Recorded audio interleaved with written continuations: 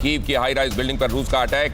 रूस air strike में high rise building तबाह। कीव की हाई राइज बिल्डिंग पर मिसाइल अटैक किया गया है। कीव की एक हाई राइज बिल्डिंग पर मिसाइल अटैक। और अब क्योंकि यहां पर स्थितियां ऐसी बन गई हैं जहां पेट्रोल बॉम्ब लेकर अब नागरिकों से भी अटैक करने के लिए कहा गया है, तो अब ये डिमार्केट करना कि कहां दुश्मन की आर्मी है और कहां से सिविलियन हमला कर रहे हैं, और फिर जाहिर है अगर सिविलियन भी अटैक कर रहे हैं तो उनको छोड़ा नहीं जा सकता। ऐसे में किस तरह की स्थितियां बनी होंगी वहां, हमारे एक्सपर्ट्स की निगाहों से समझने की कोशिश करेंगे, जो जानते हैं कि युद्ध के नियम क्या होते हैं और युद्ध के नियम कब कौन कहां कैसे कितना निभाता है और नहीं निभाता। लेकिन उससे पहले देखिए, ये हाई राइज बिल्डिंग और हाई राइज बिल्डिंग को जबरदस्त नुकसान पहुंचा है और आसपास के लोग ये सब देखकर दहशत में हैं। वो जिन्होंने वीडियो बनाया है उनकी आवाजें भी साथ में आ रही हैं। वो भाषा तो आप नहीं समझ पाएंगे लेकिन भावनाएं बिल्कुल समझ सकते हैं। सुनिए।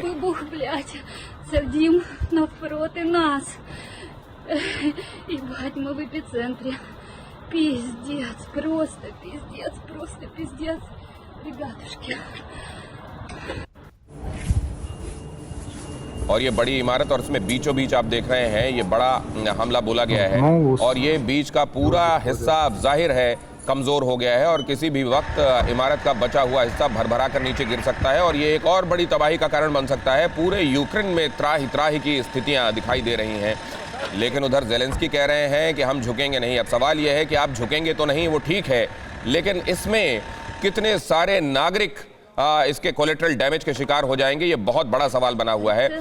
ज़ेलेंस्की ने जाहिर है इसके लिए ये उनके लिए अपने राष्ट्र की लड़ाई है, ये उनके लिए अपनी खुददारी की लड़ाई है, लेकिन साथ में इसका हासिल क्या है? क्या ये बुद्धिमत्तापूर्ण कदम कहा जाएगा ज़ेलेंस्की का ये बयान? ये भी समझेंगे अपने मेहमानों से। लेकिन ये देखिए हमारे साथ जो मेहमान जुड़ रहे हैं उनके साथ पहले आपका परिचय करा देता हूँ। लेफ्टिनेंट जनरल राकेश शर्मा हमारे साथ इस चर्चा का हिस्सा हैं। हमारे साथ लेफ्टिनेंट जनरल राज कादियान भी इस चर्चा का हिस्सा हो रहे हैं।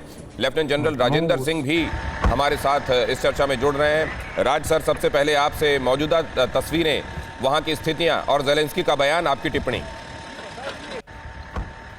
आज युद्ध का तीसरा दिन है, जैसा कि हम सब जानते हैं।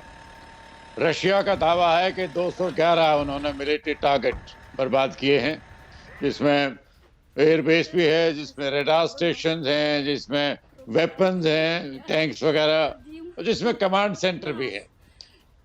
रशिया ये कहता रहा है कि हमारा उद्देश्य सिविलियन टारगेट पर हमला करने का नहीं है, हम केवल मिलिट्री टारगेट को ढूंढ रहे हैं।